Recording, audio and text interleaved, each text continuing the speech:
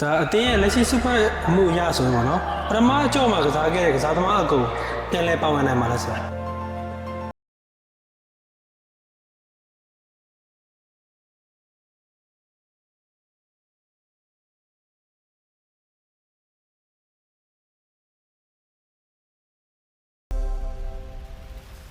မင်္ဂလာပါညီလေး ပထမဆုံးအနေနဲ့ဆရာပရိသတ်ကိုမိတ်ဆက်ပေးပါဦးခင်ဗျာဟုတ်ကျွန်တော်နာမည်ကတော့ရဲဝင်းသူဖြစ်ပါတယ်လက်ရှိ YE ကိုမျိုးသမီးဘောလုံးသင်းရဲ့ head coach တာဝန်ကိုယူထားတဲ့ညီပြတယောက်ဖြစ်ပါတယ်ဆရာဒီ YE ကိုအတင်းဆိုတော့ပေါ့နော် YE ကိုရဲ့အတိတ်ပဲလေးကိုလည်းရှင်းပြပေးပါဦးဆရာYE ကိုရဲ့အတိတ်ပဲကတော့ရန်ကုန် Region Education Office ပေါ့နော်ကျွန်တော်တို့ဒီအခြေခံပညာကျောင်းတွေမှာရှိတဲ့เนาะကျွန်တော်တို့ဘောလုံးကစားခြင်းတဲ့ကလေးတွေတဲလန့်ပါတဲ့ကလေးတွေကိုကျွန်တော်တို့ကခေါ်ပြီးတော့เนาะဟိုလေ့ကျင့်ပေးရင်ပညာလဲသင်ရင်းနဲ့เนาะအဲ့လိုရည်ရွယ်ပြီးတော့ဖွဲ့စည်းထားတဲ့အသင်းဖြစ်ပါတယ်ဟုတ်ကဲ့အသင်းရဲ့ပေါ့နော်လက်ရှိစုဖွဲ့မှုအကြောင်းလေးလည်းပြောပြပါဦးဆရာအသင်းလက်ရှိစုဖွဲ့မှုကတော့ကျွန်တော်တို့ကတော့ဒီလူငယ်တွေကိုပဲအခြေခံပြီးတော့ဖွဲ့ထားတဲ့အသင်းပေါ့နော်ကျွန်တော်တို့စီမှာတော့ရန် star player မျိုးတွေမရှိဘူးပေါ့ကျွန်တော်တို့ကတော့လူငယ်ပုံစံပဲသွားမယ်လာမယ်မြန်မြန်ကစားမယ်တော့ဒီလိုမျိုးကိုရည်ရွယ်ပြီးတော့ပဲတိစောက်ထားတဲ့အသင်းဖြစ်ပါတယ်ဟုတ်ကဲ့ဒါအသင်းရဲ့လက်ရှိစုဖွဲ့မှုအရဆိုရင်ပေါ့နော်ပထမအကြော့မှာကစားခဲ့တဲ့ကစားသမားအကုန်ပြန်လဲပါဝင်နိုင်မှာလားဆရာဟုတ်ပထမကြော့မှာကစားခဲ့တဲ့ကစားသမားတွေအကုန်ကျွန်တော်စီမှာပြန်ပြီးတော့ပါဝင်ကစားမှာပါဒါပေမဲ့တယောက်နှစ်ယောက်လောက်ကတော့ကျွန်တော်တို့ရဲ့ဒီကျမကြီးအခြေအနေကဟိုအိမ်ပြန်သွားတာပါမျိုးတယောက်နှစ်ယောက်တော့ရှိပါဗျဟုတ်ကဲ့ပါဒီ YU အသင်းကနေပေါ့နော်ဒီ YU အသင်းဆိုတာကဒီကစားသမားအသစ်တွေမွေးထုတ်ပေးတဲ့အသင်းဖြစ်တာပေါ့နော်အဲ့လိုအသင်းဖြစ်တာကြောင့်ဒီဟာဒီကုံမှာပေါ့နော်ဒီအသင်းကနေပြီးတော့ကစားသမားဘယ်နှဦးလောက်ထိပေါ့နော်အသင်းကြီးစီပြောင်းရွှေ့နိုင်မယ်လို့ဆရာတွေလည်းမျှော်လင့်ထားပါလားဟုတ်အဲ့ဒါကတော့နည်းနည်းလေးဖြေရခက်တဲ့မိခွန်းပဲဘာဖြစ်လို့လဲဆိုတော့သူကအသင်းကြီးတစ်သင်းကိုရောက်သွားဖို့ဆိုတာကအသင်းကြီးဆိုတာကသူက professional ပို့ပြီးဆန်အောင် professional ဆန်တဲ့အခါကျတော့ဟိုကစားသမားတွေအနေနဲ့ကပို့ပြီးတော့ဟိုခန္ဓာကိုယ်ရောစိတ်ပိုင်းဆိုင်ရာရောမှာပြည့်စုံဖို့လိုတာပေါ့နော်သူ professional player ဖြစ်သွားပြီကလပ်ရောက်သွားဆိုကျွန်တော်တို့စီမှာကျတော့အခုကျတော့သူကလူငယ်အဆင့်ပဲရှိတဲ့အခါကျတော့ professional ကိုသွားနိုင်ဖို့ professional ကလပ်မှာကစားနိုင်ဖို့ဆိုတာကကျွန်တော်တို့စူးစမ်းပေးနေရတော့မယ်ပေါ့သူတို့ကိုဒီ level ရောက်လာအောင်စိတ်ပိုင်းဆိုင်ရာခံယူချက်တွေကောင်းလာအောင်လေ့ကျင့်တဲ့နေရာမှာပို့ပြီးတော့ဟိုပြည့်စုံလာအောင်လုပ်ဖို့ကြတော့သူတို့ကိုယ်တိုင်လုပ်မှရမယ့်ဟာမျိုးတွေရှိတယ်တချို့အစိတ်ပိုင်းတွေကလေအဲ့တော့အဲ့လိုဟာမျိုးဖြစ်အောင်လို့ကျွန်တော်တို့ကဒီနေရာမှာအစပြိုးပြီးတော့လမ်းကြောင်းပေါ်ဆွဲတင်ရတဲ့နေရာတစ်ခုပဲဖြစ်တယ်အဲ့တော့ဒီယာဒီကုန်းမှာတခြားကလပ်အသင်းကြီးတွေစီသူတို့သွားနိုင်ဖို့ဆိုတဲ့ဟာကတော့သူတို့ရဲ့လက်ပေါ့သူတို့ရဲ့စူးစမ်းအထောက်မှုနဲ့နောက်သူတို့ရဲ့ဒီဟာပုံသူတို့ရဲ့ဒီကံအကြောင်းတရားတွေပေါ်မှာလည်းသူတို့ပေါ်နိုင်တာပေါ့တချို့ player တွေကြတော့ကောင်းပေမဲ့လည်းအသင်းကြီးမရောက်တာမျိုးတွေရှိတယ်လို့တချို့ကြတော့လည်းတာမန်နဲ့ပဲ professional မှာနာမည်ကြီးပြီးတော့ကစားနိုင်တာမျိုးတွေရှိတာဟုတ်ကဲ့ဒီ YU အသင်းဆိုတာကမျိုးသမီးဘောလုံး academy ပုံစံမျိုးဖြစ်နေတာဆိုတော့ဗောနော်ဒီအသင်းကနေပြီးတော့ဒီလက်ရှိမျိုးသမီးလိမှာကစားနေတဲ့အ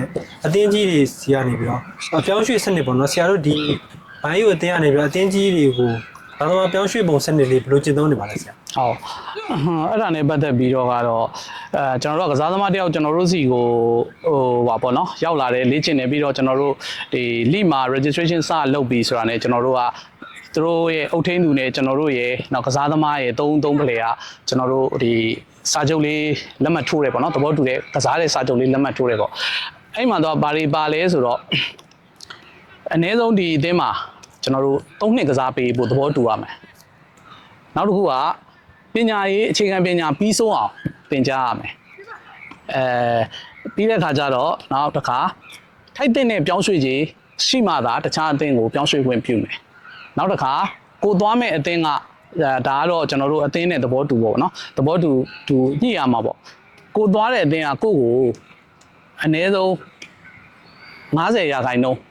ကစားခွင့်ပေးရမယ်အဲ့တော့ကျွန်တော်တို့ရဲ့ဒီအသင်းရဲ့ရည်ရွယ်ချက်ကိုကကျွန်တော်တို့ကလက်ရွေးစင်အသင်းတက်တန်းလိုက်တွေရောလက်ရွေးစင်အသင်းကြီးတွေအတွက်ကိုကျွန်တော်တို့က support လုပ်နေတဲ့အသင်းဖြစ်တဲ့အတွက်ကျွန်တော်တို့စီမှာလားလာရှိတဲ့ player တယောက်ကိုတခြားအသင်းကိုသွားပြီးမကစားရပဲထိုင်နေတယ်ဆိုလို့ရှိရင်ကျွန်တော်တို့ရဲ့ရည်ရွယ်ချက်ကလမ်းလွဲသွားမှာဖြစ်တဲ့အတွက်ကျွန်တော်တို့ကသွားမယ်သွားလို့ရတယ်ဒါပေမဲ့ကစားရမယ်အဲ့ဒီကစားတာကိုခေါ်မဲ့အသင်းကသဘောတူဖို့လိုတယ်အချက်တွေကတော့အများကြီးရှိတာပေါ့ကွာဒါအခုကျွန်တော်မှတ်မိသလောက်ကျွန်တော်ပြောလိုက်တာအဲ့တော့အခြေခံအချက်ကတော့အခြေခံပညာပြီးဆုံးအောင်သင်ကြားသွားဖို့လိုတယ်အနည်းဆုံး YU အသင်းမှာကျွန်တော်တို့က3နှစ်ကစားပေးဖို့လိုတယ်နောက်ထိုက်တဲ့ပြောင်းရွှေ့ခြင်းရှိမှသာကျွန်တော်တို့ကတခြားအသင်းကိုပြောင်းရွှေ့ခွင့် ပေးမယ်ဒီဟာကတော့ကျွန်တော်တို့ကစားသမားရဲ့ကျွန်တော်ရဲ့ကစားသမားရဲ့အုတ်ထင်းသူမိဘတွေကသဘောတူပြီးသားဖြစ်တယ်ဒါကစားသမားတိုင်းအတွက်ပါ ဟုတ်ကဲ့ပါဒါပေါ့နော်ကျွန်တော်တို့ဒီဘာယာယူအတင်းဆိုတာကပြောလို့ဆရာပြောလို့ပဲဒီကစားသမားအတင်းလေးတွေမွေးထုတ်ပေးတဲ့အတင်းဖြစ်တယ်ဆိုတော့ကျွန်တော်ဒီ pro လေးမှာလည်းဝင်ကန်နေဆိုတော့ဒီ pro အတင်းကြီးတွေပေါ့နော်အတင်းကြီးတွေရှိတယ်အတင်းကြီးတွေနဲ့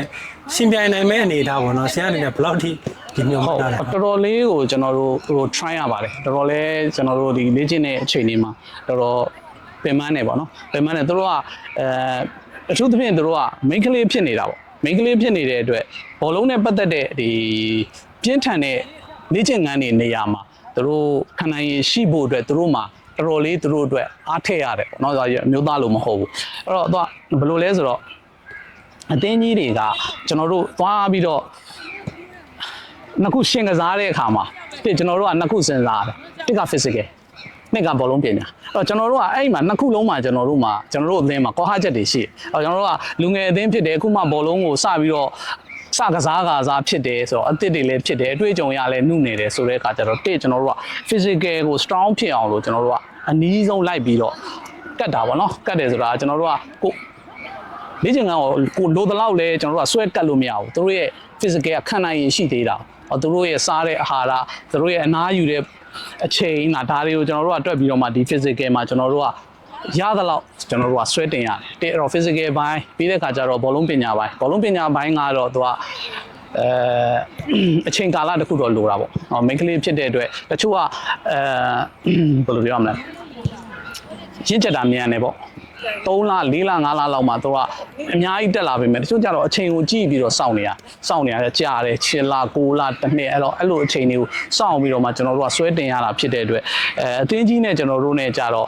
တစ်ခါတလေကြတော့လေကျွန်တော်တို့မိတဲ့အချိန်ကျရင်အသင်းကြီးကိုကျွန်တော်တို့ကောင်းကောင်းခံကစားနေကောင်းကောင်းရှင်ကစားနေနိုင်တာပဲတစ်ခါလေကြတော့လေပွဲထဲမှာကစားရင်းနဲ့ဟိုလိုရုပ်ပြဆင်းပြဖြစ်သွားတဲ့အခါမျိုးတွေလည်းရှိတယ်သူတို့ရဲ့ဒီ stable ဖြစ်မှုကမငြိမ်သေးတဲ့အခါကျတော့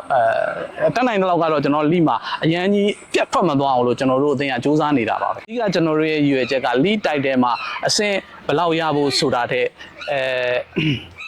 အမျိုးသမီးဒီဘောလုံးအားကစားလောကမှာဒီ style တစ်ခုဖြစ်လာအောင်ကျွန်တော်တို့စူးစမ်းနေတာဖြစ်တယ်အဲ့တော့အထူးသဖြင့်ကဘောလုံးက